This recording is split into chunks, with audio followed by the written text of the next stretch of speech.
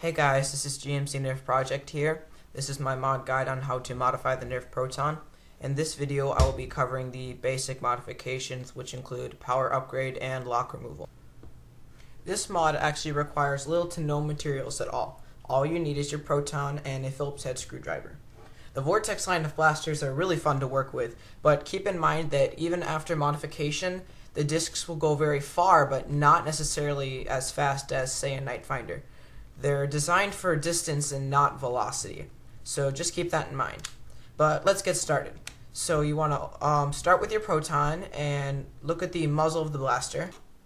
You want to unscrew the two screws there, and that allows you to remove the muzzle, which you have to do before you can get into the body. Then just unscrew the body screws. It's pretty straightforward. And once you get all of those off, you can set them in a pattern above that corresponds to where it goes in the gun so that you remember. And then just crack the shell into two halves. Now we can get a good look at our internals. It should look something like this. Now the first thing that we're going to be working on is the trigger and trigger box located here. To get it out, you need to unscrew these three screws and remove the trigger spring. Now we can get the trigger mechanism out. Once you have it out, unscrew the other three screws in order to open it up. Inside there you will see all the different locks and their corresponding springs housed. Be very careful when opening up this box, because even if you are careful, it probably is going to explode in a hail of springs and locks. So I recommend opening up in a box or some kind of enclosed area where you're not going to lose anything, because it's really easy to lose it all. It is at this point in the tutorial that you decide which locks you would like to keep in your blaster based on how you want it to function. From top left to top right, I will tell you what each of the locks do.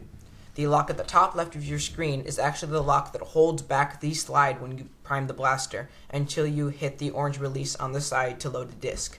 I will be leaving this in because it does not affect the function of your blaster if you wish to be able to deprime. So at the top middle of your screen, slightly to the left, this lock prevents you from pulling the trigger unless the slide is in any position but the forward. This needs to be removed if you want to deprime your blaster. Same with the lock at the top right. This lock prevents you from pulling the trigger unless there is a disc in the chamber. That also needs to be removed for deprime. At the very top right of your screen, this is your catch.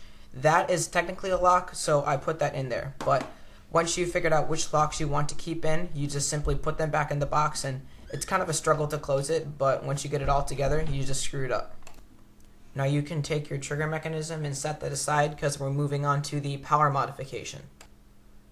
To get to the spring mechanism, you need to unscrew these two screws, and once you've done that, you should see this piece. Now you want to take the white plastic arm and gently pry it over the white buffer and spring as shown here.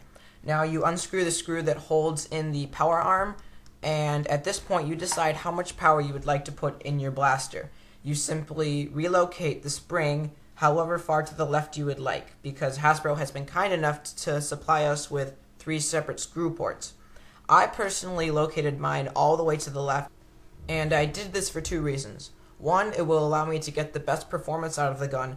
2, I don't believe that this adds enough power to actually break a lot of internals, so I chose to relocate it there. But you can relocate it wherever you'd like. If you'd only like to do the second one, that's fine, but keep in mind that it's not going to perform as well. Next, you gently take the white launch arm and pry it back over the buffer. You have to be careful when doing this because you don't want to break anything, but it shouldn't break if you do it correctly. Once you've done that, you can take this piece and set it aside because we have one more thing that we need to take care of if you wish to be able to deprime the blaster. There's one more lock in the blaster, as shown here. In order to get at this lock, you need to first remove the slide.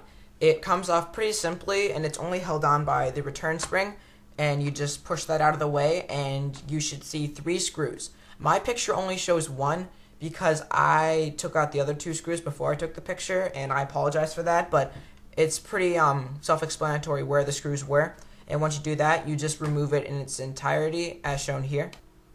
At this point, we have completed all the modifications for the Nerf Proton. So now we begin to reassemble the blaster. You put the slide back into place, screw in the trigger box and power box, I'm going to call it for this video, and then place your shell on. screw in your body screws, and then your muzzle, and you're done. Thanks for watching my video, guys. I really appreciate it. Hope you enjoyed it and you learned something. Please comment, rate, and subscribe.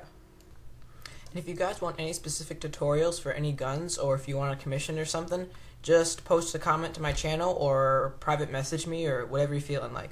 Alright, thanks guys.